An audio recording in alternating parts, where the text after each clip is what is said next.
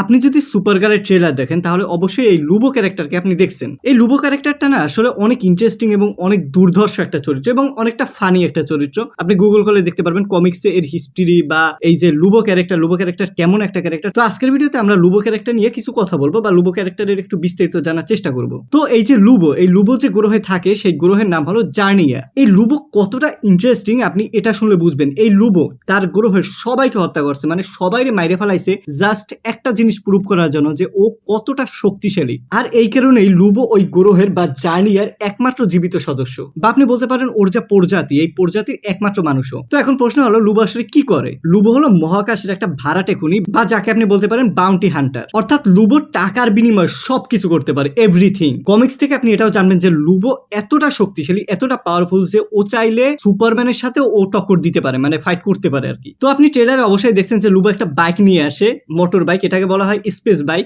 যার আর একটা নাম আছে সেটা হলো স্পেস হক। আসলে লুবো এই বাইকটা চালাইতেই সব থেকে বেশি ওর পছন্দ আর কি। ও এই বাইক নিয়েই সব জায়গায় যায়, সবকিছু করে। আর ওর সব থেকে পছন্দের অস্ত্র হলো হুক বুঝেনি তো, যেটা চেইনের সাথে থাকে, আর চেইন ওর খুব পছন্দের একটা অস্ত্র।